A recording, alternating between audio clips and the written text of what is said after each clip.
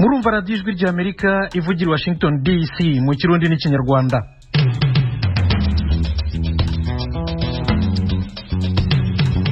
Nshuti zacu mwiriwe neza, muri kumwe na Thomas Kamirindi. Mu Burundi muratwumvira ku mirongo migufi metero 19 na metero 22. Mu Rwanda mudukurikire kuri FM 104.3 ya radiyo ijwi ry'Amerika. Aha mu Rwanda inzego z'ubuvuzi zihangayikishijwe n'abarwayi COVID-19 bitemberera uko bishakiye. Muganga Sanzimana Saban akuriye ikigo gishinzwe ubuzima mu Rwanda RBC. Mu Burundi abatwara ibinyabiziga bica amafaranga bategetswe kwambara udupfukamunwa. Naho muri Uganda akanama gashinzwe iby'amatora katangaje ko kiteguye bihagije. Ejo abaganda bazatora umukuru w'igihugu n'inteko ishinga amategeko. Mube hafi ya radio zanyu. Tuhere ku makuru yo hirya no hino ku isi, by'umwihariko hano muri Leta Zunze Ubumwe za Amerika. Abadepite b'inteko ishinga amategeko Congress uyu munsi barateganya gutora umwanzuro wemeza ikirego bashaka gushyira kuri President Donald Trump muri Sena, ikirego bita impeachment mu Cyongereza. Abademokrate bizeye ko abadepite baza kwemeza umwanzuro. Icya mbere bafite ubwiganze bw'amajwi. Icya kabiri abadepite benshi b'abarepublikani nabo batangaje ko baza kuwutora. Bitandukanye no mu mwaka ushize ubwo abarepublikani bose barwanyije ibirego by'abadepite mu rubanza rwa mbere baburanye na President Trump muri Sena. Abadepite barateganya kurega President Trump icyaha kimwe rukumbi cyo gushishikariza rubanda kwigomeka ku nzego z'ubutegetsi. Bavuga ko ari inyuma y'igitero abamushyigikiye bakoze mu cyumweru gishize ku ngoro y'inteko ishinga amategeko, igitero cyaguyemo abantu 5. Umuyobozi w'umutwe w'abadepite muri Congress Nancy Pelosi aratangaza ko yashyizeho itsinda ry'abadepite 9 bazaba abashinjacyaha, bakuriwe n'umunyamategeko Jamie Raskin, umwe mu bahagarariye leta ya Maryland muri Congress. Donald Trump ashigaje icyumweru kimwe gusa kugira ngo manda ye ibe irangiye. Urubanza rwe muri Sena ruzaba yaravuye ku butegetsi. Icyaha kiramutse kimuhamye ashobora guhabwa igihano cyo kutazongera burundu kwiyamamariza umwanya wari wo wose unyura mu matora. Agiye kuba perezida wa mbere na mbere mu mateka ya Leta Zunze Ubumwe za Amerika inteko ishinga amategeko igiye kuburanisha inshuro 2. Iki kirego cy'umutwe w'abadepite gikurikiye irindi gerageza ryo gukura President Trump ku butegetsi ryaraye ryanze. Mu ijoro ryakeye abadepite bemeje n'amajwi 223 kuri 205 umwanzuro usaba Vice President wa Repubulika Mike Pence gukoresha ivugurura ry'itegeko nshinga rya 25 riteganya ko we n'ubwiganze bw'inama y'abaminisitiri bashobora kwemeza ko umukuru w'igihugu atagishoboye gutegeka, bityo bakamukuraho. Uyu mwanzuro ntiwari itegeko. Mike Pence yandikiye Nancy Pelosi ko adashaka kuwukurikiza. Nibwo abadepite rero bafashe inzira ya impeachment. Muri Repubulika ya Centrafrica inyeshyamba zagabye ibitero ku murwa mukuru Bangui, ariko guverinoma yatangaje ko ingabo z'igihugu n'iz'umuryango w'abibumbye zabashubije inyuma. Minisitiri w'intebe wa Centrafrica Firmin Ngrebada na minisitiri we w'ubutegetsi bw'igihugu Henri Lindisara batangarije ibigo ntaramakuru bitandukanye ko inyeshyamba zagabye ibitero 2 icyarimwe uyu munsi mu rukerera ku ngabo z'igihugu, igitero kimwe kuri kilometero 9, ikindi kuri kilometero 12 uvuye ku murwa mukuru Bangui. Ntibasobanuye ariko niba hari abapfuye. Naho Lieutenant Colonel Abdulaziz Fall, umuvugizi wa MINUSCA, yatangaje ko inyeshyamba zagabye ikindi gitero cya 3 noneho ku ngabo za Loni mu gitondo saa 12 ahitwa kilometero 12. Yemeza ko nta musirikare wabo wakomeretse cyangwa wapfuye. Inyeshyamba zashubijwe inyuma muri ibi bitero byose. Nk'uko ikigo ntaramakuru AFP cyo mu Bufaransa kibitangaza, nta nyoni n'imwe yatambaga Bangui ku manywa usibye abasirikare benshi cyane kurusha ubusanzwe. N'ubwa mbere inyeshyamba ziteye umurwa mukuru wa Repubulika Centrafrica kuva imitwe yabo 6 itandukanye ubungu bigenzura 2/3 by'igihugu yishize hamwe mu kwezi kwa 12 gushize. Ibi bitero bibaye kandi mu gihe inteko y'umuryango w'abibumbye ishinzwe umutekano ku isi igomba guterana uyu munsi ku bibazo bya Repubulika ya Centrafrica birimo iby'abacanshuro b'abanyamahanga n'imyanzuro ya Loni ibuza kugurisha intwaro muri Centrafrica. Ukomeje kumva radiyo ijwi ry'Amerika ivugira Washington DC mu Kirundi n'Ikinyarwanda. Turi no kuri YouTube na Facebook VOA radio yacu. Amakuru mu biyaga bigari.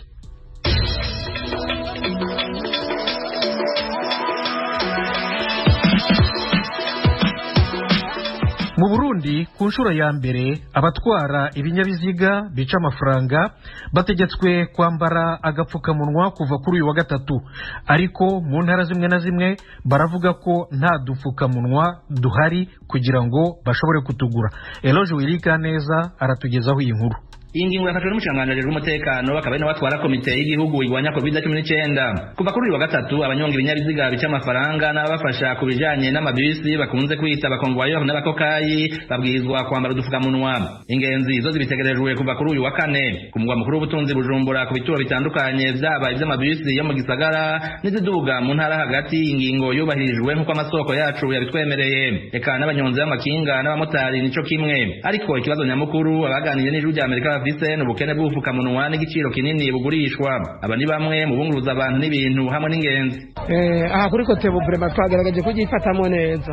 Hariho ukuntu twafatiye hamwe muri rusangi kugira ngo abashoferi n'abakomvayeri bambare ubwo bukingirizo. Umuntu yari yabutuzaniye ubwa mbere bwaheze. Ubikindi kintu turakorera ko twiyaranja abatabufise kubuconesha mu isoko kuri kote. Ikintu kitugoye twebwe ngaha niko atabwo, kandi dusaba ko bugabanye ibeye abakiriya barakenye babushiye ku majana 5 cyangwa igihumbi niburiburi igihumbi n'atanu nibashire ku ma ministeriyo mu nzego zikuze ngo ngaha mu bakokayi cyangwa abakomvayeri babugabanye igiciro babuzana hazana n'umukomere abushira ngaha tubugire ngaha ni majana 5 nimba ari igihumbi sava. Abadushona usanga kenshi bashabuzimba kwera cyabona ko ari imari igezweho cyane cyane ibitenge bakata ukashanga birabura birazimba n'abakacabuzimba. Nimba ngahe mu gisagara cya Bujumbura bitworohera kuronka amafaranga igihumbi tuvyoroshe mu ntara za ruguru suka igihumbi bakironka bire bararima igihumbi kugira kironke hariya bumba amatafari nk'igihumbi kugira nk'igihumbi. Mu ntara zo hagati mu gihugu abakora akazi ko kunguruza abantu n'ibintu na cyane cyane abatwara amapikipiki bafite ingorane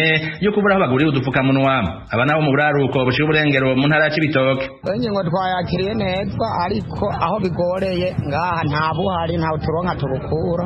Niyo mpamvu ubona twese nta bwambaye bakeya kubashoboye kubukura muri Otarako, abatashoboye kuburonka naho nahanye ubona ko tabwo twambaye ino muri interior buryo gira budushikire. Inzi ko ari n'umuntu yanavyitira bwo nta n'icyo mu twatwiyumvira ko twoshobora kuba twokwigirira kurya tabwo dufise. Leta yoraba ikabukora bukuyihama ikabutanga mu banyagihugu kuri gusa ataco wirasaba nico mbona cyo bagikuru.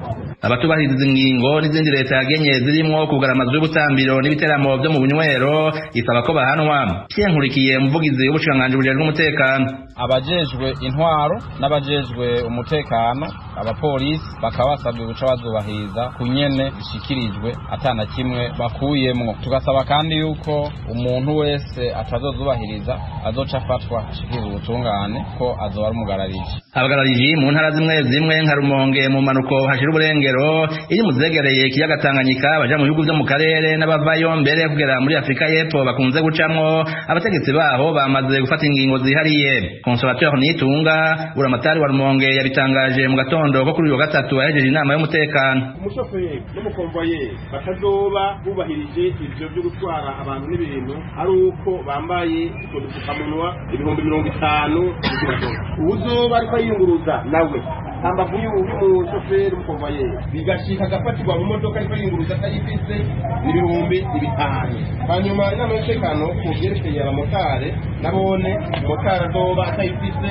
azoshibwa amande 20,000. Uwazoba atwaye nawe 5,000. Umutasivero 5 uwatwaye 2,000. Aberekewe n'izi ngingo si imigwi yonyene.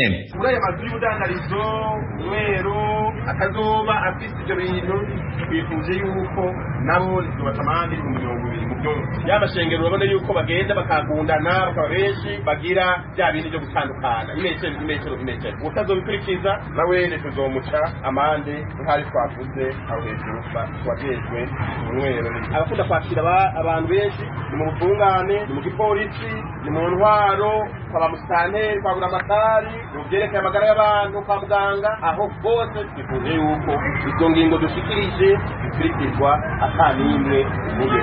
Kuva ku munsi wa mbere w'indwi Burundi bwafashe ingingo nyinshi mu rwego rwo kurwanya COVID-19 zirimo kugara imipaka yo hasi hamwe no mu mazi. Ni nyuma y'aho ibitigiriza abandura umugera wa corona bisubiye kwiyongera kuva ku itariki ya 4 ku kwezi. Izi ngingo nk'uko Perezida Ndayishimiye yihanikirije ko zibwirizwa gukurikizwa amaze kwitikiza ca corona umwansi w'igihugu ntizikinishwa. Abakongomani 35 bahagaritswe n'igipolisi ku wa mbere bariko baje Bujumbura binjiriye ku ruzi Rusizi. Ubafungiwe mu kibanza ca bonyene muri komisariya y'intara ya Cibitoke. Mu zindi ntara nk'Amakamba mu manuko naho hari uwagerageje gutoroka ibitaro yatowe ko umugera wa corona acarahagarikwa hamwe n'abandi bantu bose bari kumwe mu modokari mu mpera z'indwi heze yagerageza kuja Bujumbura. Ku mupaka Burundi buhana na Tanzania Ikobero mu buraruko bushira ubuseruko hari abantu babwije ujya Amerika ko bagerageje kwinjira kuri uyu wa kabiri ariko bibatakuwa amazi. Eroje urika neza ijuru rya Amerika.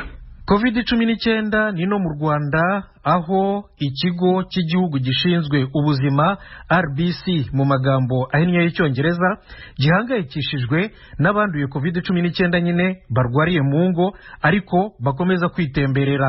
Polisi y'igihugu ivuga ko bagiye kubakurikirana kandi ko bashobora guhanwa. Asumta Kaboyi yaduteguriye inkuru irambuye.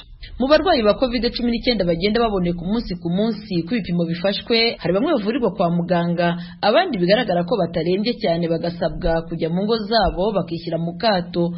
Kuri iki cyiciro hari aho ikigo cy'igihugu gishinzwe ubuzima RBC gitangaza ko barenga ku mabwiriza bahawe yo kwishyira mu kato bakikomereza akazi. Umuyobozi wa RBC Dr. Nsanzimana Sabe avuga ko bahangayikishijwe cyane n'imyitwarire y'aba bantu kuko ishyira mu kaga ubuzima bw'abandi benshi. Twagiye tubona ingero nyinshi z'abantu mubwira ati ntukave mu rugo ariko wamuhamagara ku munsi ukurikiyeho ati nagize uburyo numvise nshaka guca kuri butike gato ariko kumva abantu ntibari kumva ikibazo abashyize mu bandi gusohoka urwaye covid ubugira uruhare mu kwikwirakwiza uraza no gutuma hari n'uwo ihitana babandi bapfa nawe ugize uruhare muri icyo kibazo. Ntabwo rero twavuga ko bigenda neza 100% mu gihe ntigifite abantu nk'abo ngabo anamenye ko afite covid akabigira ibanga. Umubare w'aba barwayi boherezwa kurwarira mu rugo ukomeje kwiyongera kuva aho ibigo nderabuzima bitangiye gupima COVID-19. Umubare w'abasanganywe iyi ndwara mu minsi 12 gusa y'uyu mwaka imaze kugera ku 1567, mu gihe muri iyi minsi 12 y'ukwezi kwa mbere abagera kuri 33 bamaze guhitanwa n'iki cyorezo. Musabyimana Emile uyobora ikigo nderabuzima cya Remera mu mujyi wa Kigali, kimwe mu byatangiye gupima COVID-19, asobanura uburyo iyi gahunda ikorwamo.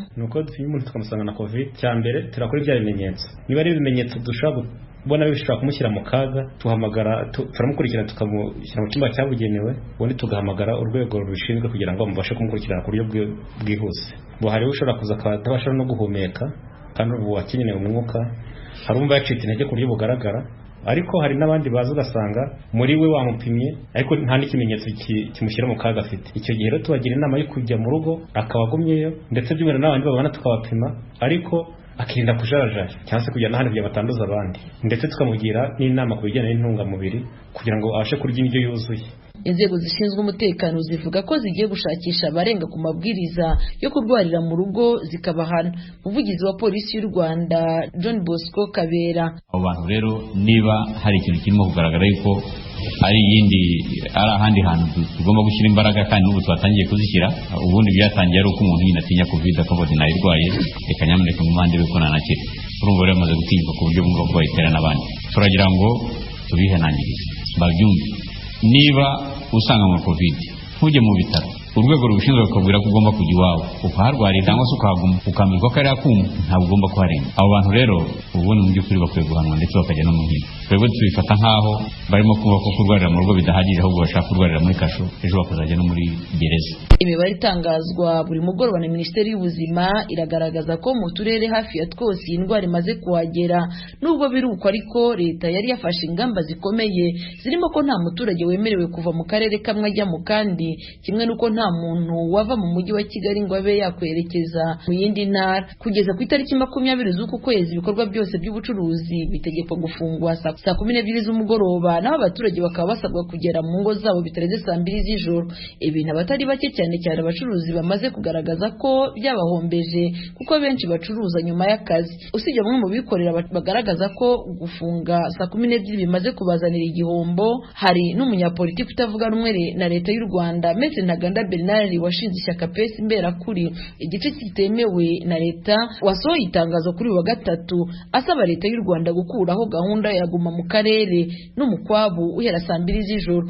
Uyu munyapolitiki avuga ko ibi byemezo bibangamiye abanyarwanda kandi bikaba byarafashwe mu buryo butunguranye. Maître Ntaganda Bernard akomeza avuga ko bitumvikana ukuntu leta yafungira abantu mu turere twabo, nyuma yaho hagafatwa icyemezo cyo gufungura amashuri kugeza ku y'incuke, agaheraho asaba leta gusubira kuri iki cyemezo. Muri ibi bihe COVID-19 imaze gufata indi ntera mu Rwanda, imbere y'abahitanwa n'iki cyorezo ndetse n'abayandura bashya ikomeje kwiyongera. Kugeza ubu abantu 125 bamaze guhitanwa n'iki cyorezo, kandi abenshi abagera kuri 1/2 bapfuye mu kwezi gushize kwa 12 no muri aya matariki ya mbere y'ukwezi kwa mbere. Ikigo cy'igihugu gishinzwe ubuzima kikavuga ko urugero rw'abapfa rumaze kugera 1.3% by'umubare w'abandura. Imibare y'abandura bashya nayo ikomeje kuzamuka cyane kuko mu minsi 3 gusa kuva ku cyumweru kugeza kuri wa kabiri abantu 466 bari bamaze kwandura COVID-19, kandi abenshi biganje mu mujyi wa Kigali. Kugeza kuri wa kabiri mu Rwanda abari bamaze kwandura iki cyorezo ni 9,950, muri bo bamaze gukira ni 6,974, naho abakivurwa ni 2,851, muri bo abagera ku 2,610 bavurirwa mu ngo. Asumta Kaboyi, Ijwi rya Amerika, i Kigali. Iwanyu mu ntara. Iwanyu mu ntara ni ikiganiro kibashikiriza amakuru avugwa hanini mu ntara no mu makambi y'impunzi z'abarundi ari muri Tanzania, mu Rwanda, muri Uganda no muri Repubulika Iharanira Demokarasi ya Kongo. Iwanyu mu ntara nakaryo Ijwi rya Amerika riho umunyagihugu aho aherereye ku gatumba mu ikambi kugira yagira abandi uko abayeho mu buzima bwiwe bwa minsi yose. Iwanyu mu ntara ni cyanyu. Tuyagire mwisanzuye ku Ijwi rya Amerika. Ni kuva ku wa mbere gushika ku wa gatanu kuva isaha 7 gushika isaha 7:30 z'umutaga. Iwanyu mu ntara, iwanyu mu ntara, iwanyu mu ntara. Usibye indwara ya COVID-19 yabaye rero icyorezo nk'uko mubizi ku isi yose, ishami ry'umuryango w'abibumbye ryita ku buzima OMS ritangaza ko abana 90% batarageza ku myaka 18 y'amavuko bafite ikibazo cy'amenyo atoboka, carie dentaire mu Gifaransa. Mugenzi wacu Diane Ninenahazwe yabiganiriyeho na muganga Kamugisha Ali Majaliwa wanonosoye iby'ubuvuzi bwo mu kanwa. Indwara yo gutoboka amenyo indwara nuko ubyumva no gutoboka amenyo ikaba iva cyane cyane ku buryo abantu bigenza iyo baje gufungura. Akenshi iyo umuntu aje gufungura cyane cyane ibyo kurya birimo isukari cyangwa ibyo kurya bifata ku menyo, ibyo byo kurya rero cyane cyane birimo isukari iyo bihuye n'amamikorobe asanzwe aba mu kanwa, usanga mu kanwa amamikorobe ariko adafite icyo ashobora kubangamira amagara y'umuntu mu gihe umuntu yabashije kubyitwaramo neza.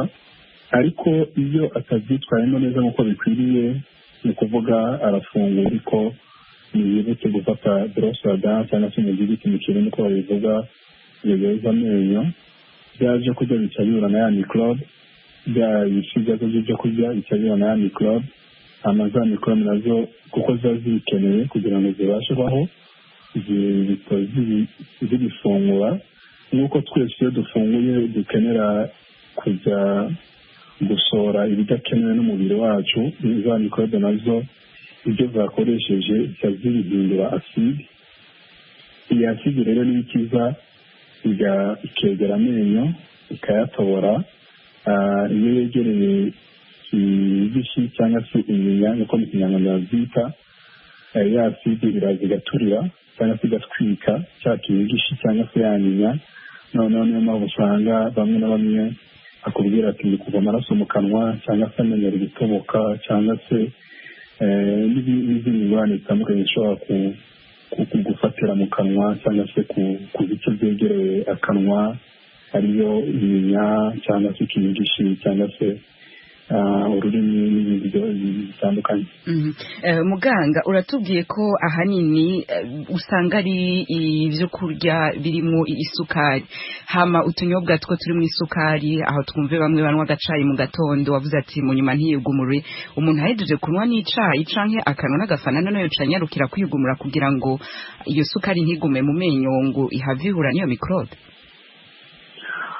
nibyo byiza abantu twari dukwiriye gufata umuco mwiza uko turangije gufungura cyangwa se kugira ibyo tunywa, kujya dufata umuco w'uko dutegerezwa koza mu kanwa, tugatandukana na wa muco wo kumva yuko tuzatoza mu kanwa ko tubyutse mu gatondo, kuko biriya nagira ngo mbwire abantu yuko ntacyo bimaze, kuko intumbero cyangwa se intego yo kugira ngo umuntu yoze mu kanwa ni ukugira ngo amenyo wayakoresheje aba yanduye.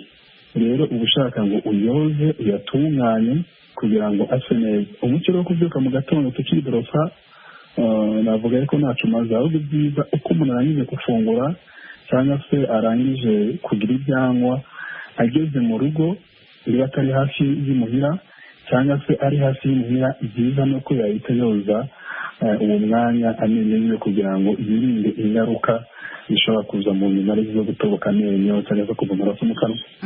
Hama uko koza amenyo muraza kutubwira n'ingene umuntu ayoza neza, ariko mutubwira tukoheje gufungura woza bisaba ko uba ufise ka Colgate, ushobora kogesha amazi, ushobora kogesha ikindi kintu cyose kidafise isukari ufise iruhande yawe, canke birinda ko uba ufise wa mujigiti ugashako nako n'uwe muti w'amenyo.